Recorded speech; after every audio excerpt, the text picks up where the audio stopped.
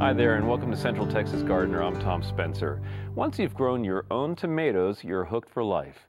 But between weather and insects, it can be tricky to get them to the table. Today, Max Elliott from UrbanRoots explains how he does it, with tips for planting and cultivation from spring to early summer. On tour, we visit Austin Discovery School, where one classroom is outdoors in the garden. Who can remember why we made this top flat instead of a big hill? What's one of the reasons? Sophia. At Austin Discovery School, a tuition-free charter school since 2004, children dig into digs, discoveries in gardening and science. Along with a rigorous academic program, children learn to respect the community and the environment in which they live. Outdoors, the children apply classroom curriculum to design and build gardens that encourage imagination, along with stewardship in their school. Rebecca, we're trying to plant a weed in here. Austin Discovery includes a Junior Master Gardener program, but teacher and Master Gardener Rebecca Vore wants every student to learn that food comes from the ground, not a store. When you open a charter school, you have to prove that you provide a service or cover a need that is not provided or covered by your local school district. And our educational philosophy is very different. We have the kids outside. Gardening is written as a part of the charter.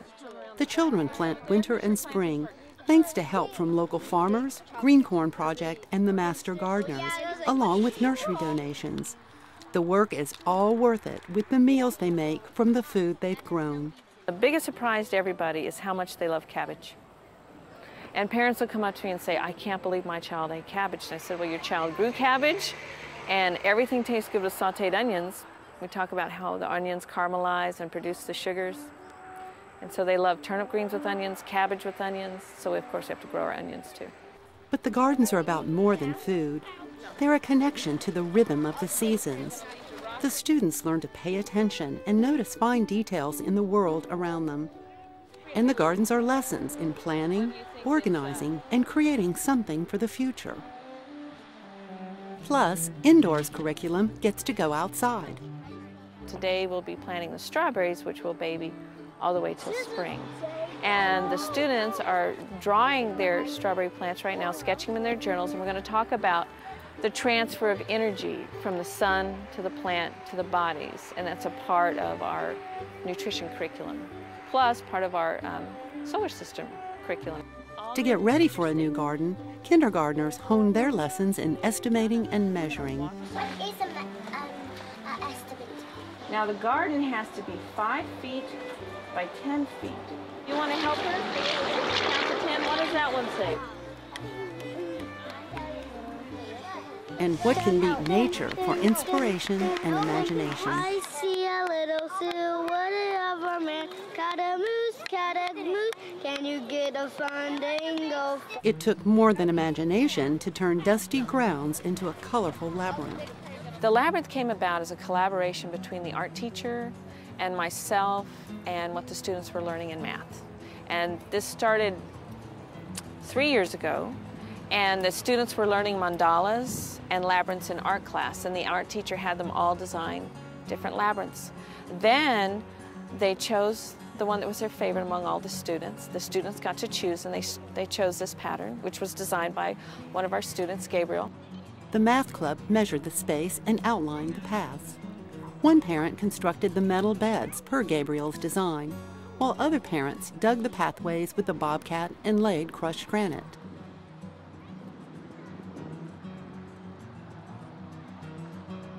Another parent designed the color wheel that the children planted with donations from local nurseries.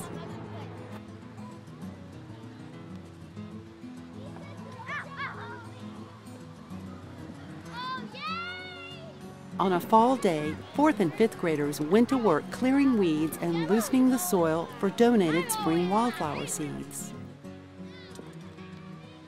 The groups work in tribes to facilitate community, to facilitate collaborative work, which is one of our 21st century skills. God!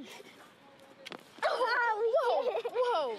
Whoa! And they get to reteach the other children. That really helps to cement their knowledge if they get to teach what they've already learned. That's another way of of getting it in there, as well as the physical memory and the work.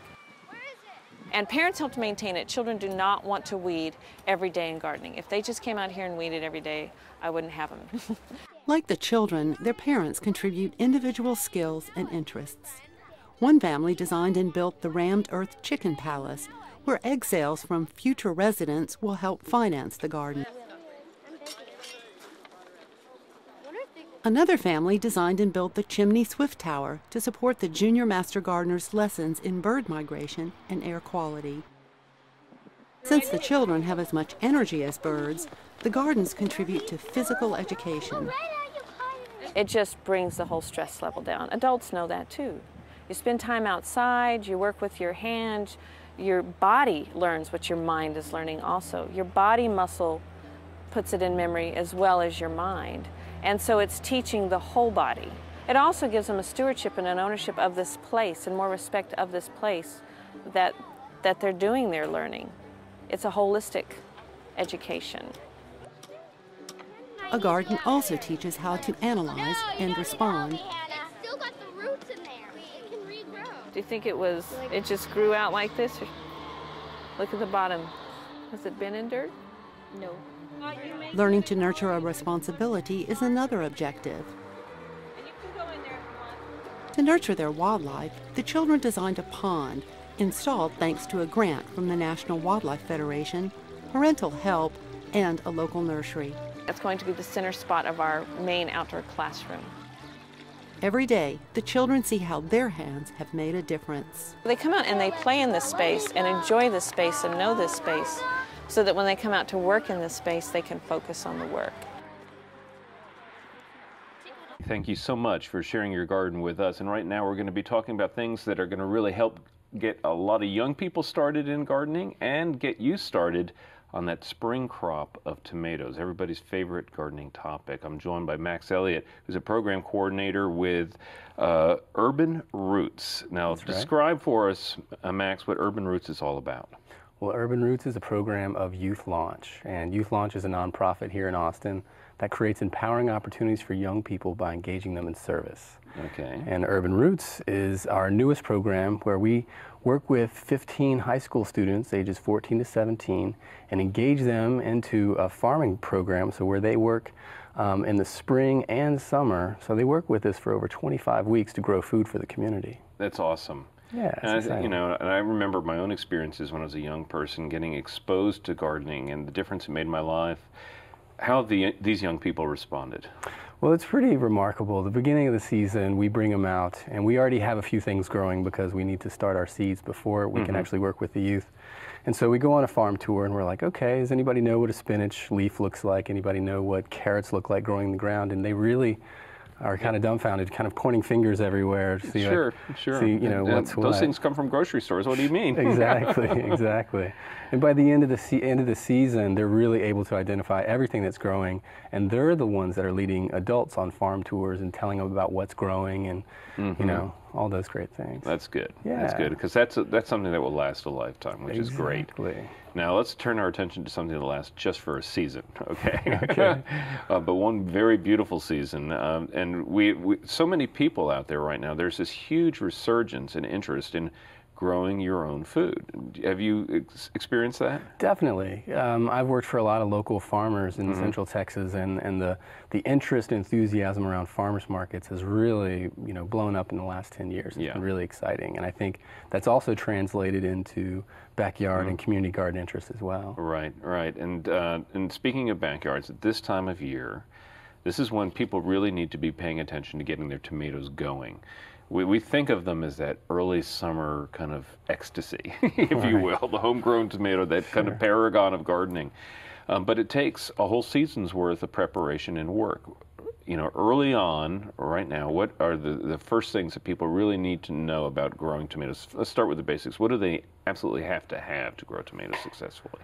Well, I think they need to have a space in their yard where they can get a good amount of sun. And so they need to really prepare the soil so that that can provide a great foundation to start tomatoes. Yeah, so a lot of soil prep.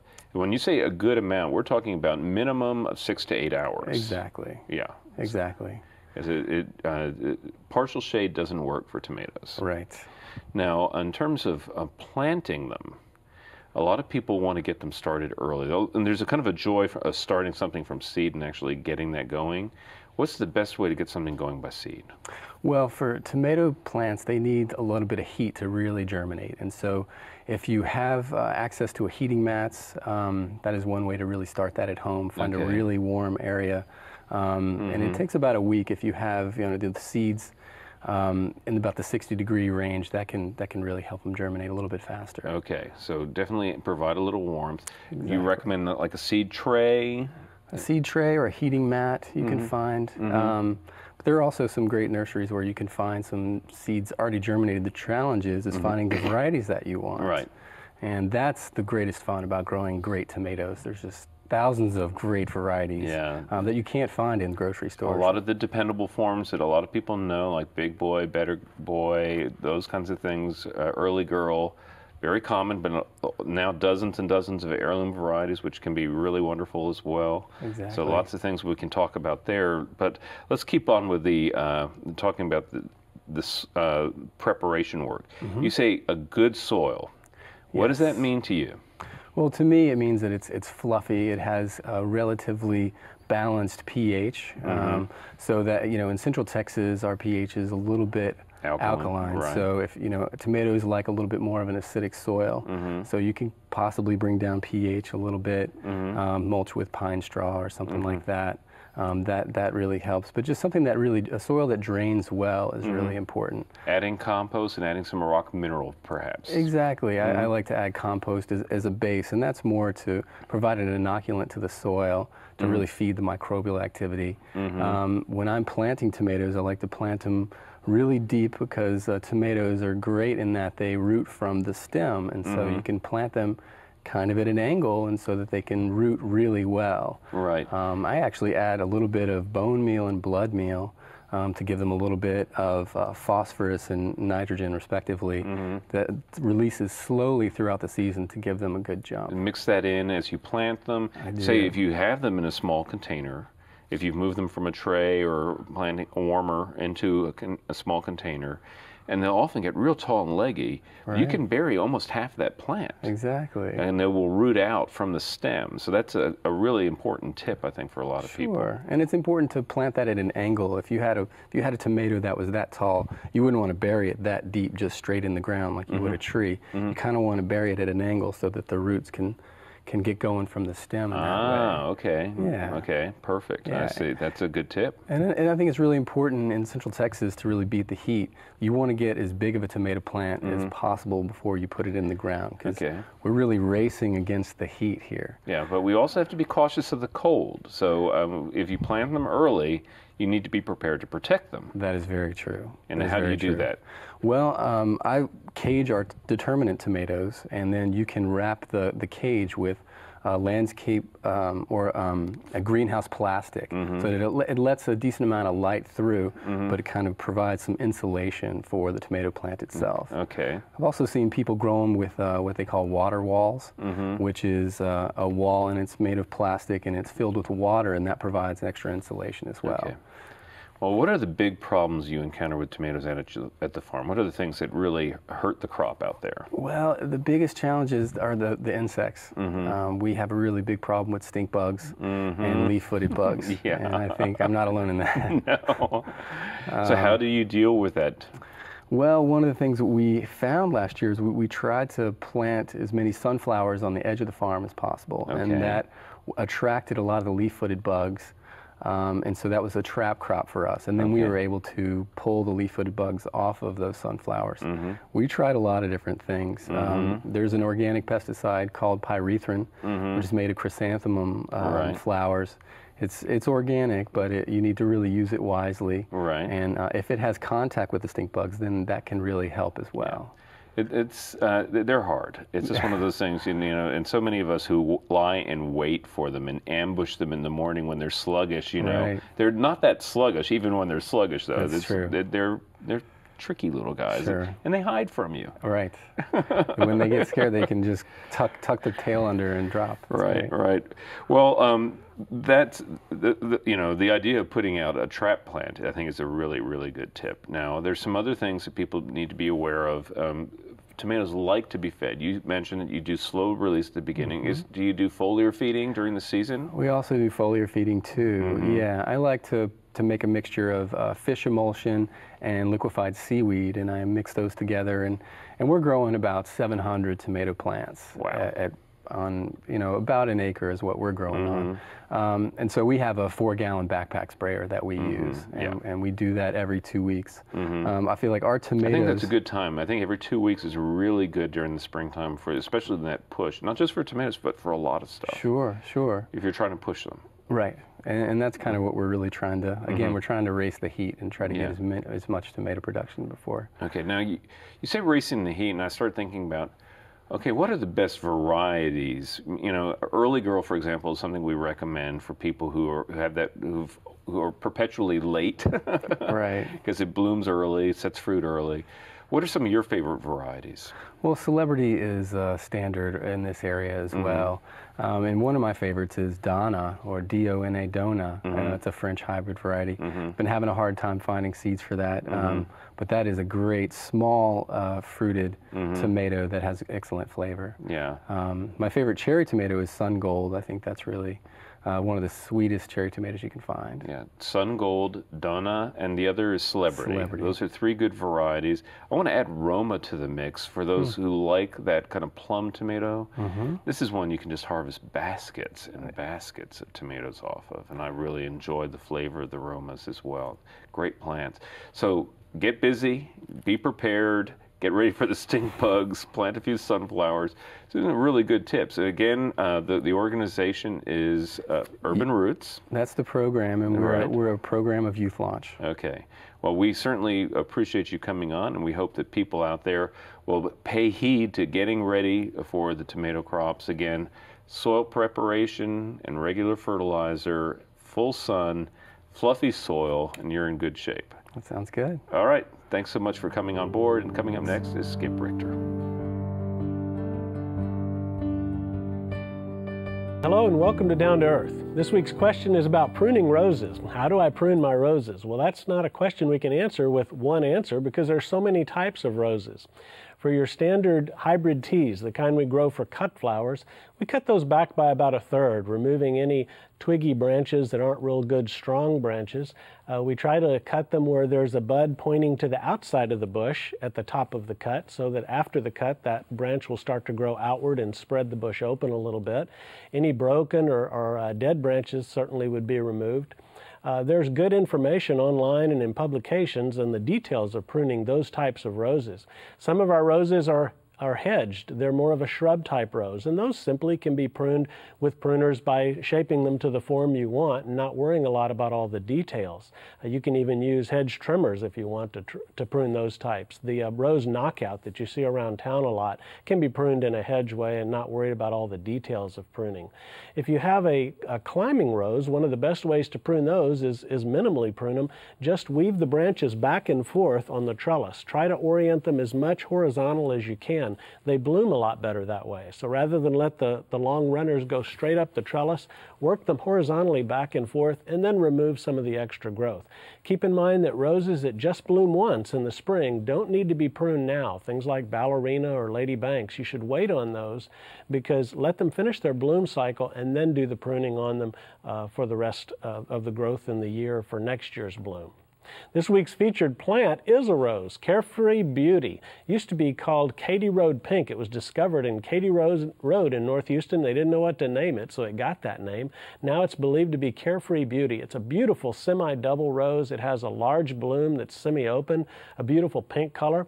It's quite disease resistant. It is one that can be hedged and very simple to prune. It's a beautiful plant for the landscape. Like all roses, it wants to be in well-drained soil and lots of sun. If you don't get at least 6 hours, forget planting a rose there, you won't be happy with its performance. So at least 6 hours of sun. Carefree Beauty is a good choice for our area. Out in the garden, it's time to plant carrots, turnips, and radishes, those root crops that grow so fast and produce well. Make sure and space those seedlings out and give them plenty of room so you do form good roots on them. Greens such as lettuce and spinach, the mesclun greens, arugula, and others can still be planted now. Just be ready to throw a cover over them if it gets really cold. And the broccoli, the cole crops like cabbage and broccoli can still be planted as well. In the landscape, if you've got some liriope that's looking worse for wear, it's a good time to mow it back to the ground with a weed trimmer or a lawnmower, and it'll come out fresh and new. And the same is true with cast iron plant. By the end of winter, it's looking pretty ragged. You can cut it to the ground, believe me, it won't kill it, and it'll come back fresh and new and look so much better next year. If you want to plant fruit trees or vines, like grapes, for example, or some bushes, now's a good time to do that. They're available bare root in nurseries and garden centers, and you want to go ahead and get those in as soon as you can to give them time to establish. As you fill the hole back up with soil, water it so the soil sinks in around the roots and removes those air pockets. Don't wait until you've completely filled the hole to water it in, and they'll do quite well. Any shrubs or trees can also be planted in the landscape. For more plant tips or to contact your local extension office, visit klru.org/CTG. Thanks, Skip. Now let's check in with Trisha Shirey for Backyard Basics. A friend of mine recently asked me to help her revive this plant. It's kind of a special plant to her. It's an aglaonema, and she wanted to know what had happened to it, why it went downhill. And this, like many plants, has been planted in a soilless plant mix. It's basically just a soil that's there simply to hold the roots in place. It doesn't really have a lot of nutrients, so you really have to use chemical fertilizers to keep the plant healthy and use them on a regular basis, because this stuff is not really feeding the plant. Most of the soilless mixes are very, very lightweight, so that's one way you can tell them. The plant has got a lot of dead material on it, so I would definitely trim all of that off, and it just needs to be put in some new potting soil, and the plant pot actually needs to be cleaned up too. I would put it back in this same pot, but you can see that there's a lot of salt residue on the inside of the pot left over from the chemical fertilizer, so I'd soak that in a bit of vinegar water to get all of that residue off before I put the plant in. And then I would choose a good potting soil mix that's got some compost and nutrients in it. And then for feeding this plant, I like to go in with regular applications of seaweed fertilizer, just a liquid seaweed. There are many good organic fertilizers available now to this we can feed our plants with, and that work very, very well. I also like to add a little bit of vinegar to the water, apple cider vinegar, every time I water, because it just helps with the alkaline water that we have here in the Austin area. And the more acidulated water just keeps the plants greener and healthier. It really works. Now, sometimes you'll have plants that you purchase and they do really well for a while, and then they start to go downhill. This one's starting to have some leaves that look very damaged because it's just too crowded. And you'll notice that when I pull it out of the pot, it's just a solid mass of roots there. There's not a lot of potting soil left for this one, so that's why the leaves are starting to look kind of bad.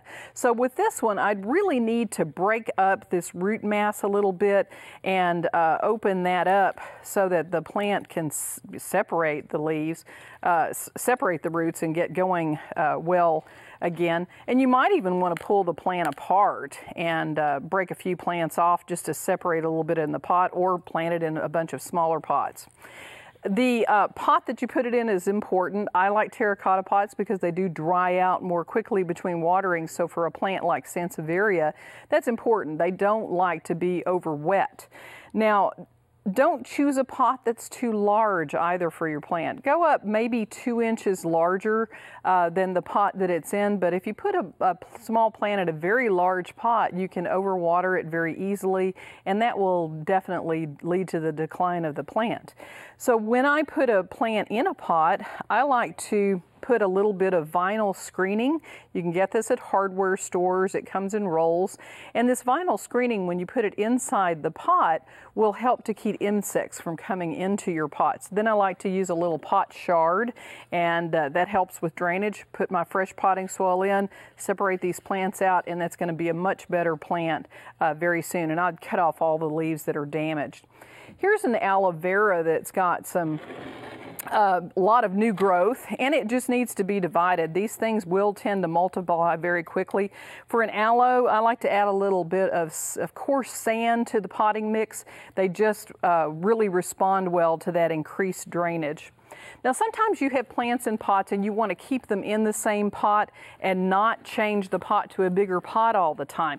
This is a Boston fern, believe me it was, and I've let it go kind of dry, and then I take a serrated knife or a saw and actually just saw off some of the root ball of the plant. You can cut off the bottom, cut off the sides, and then put that same plant back in the same pot. This is great to do for bougainvilleas or hibiscus where you have a large pot already and you don't want to keep adding larger and larger pots that are hard for you to manage.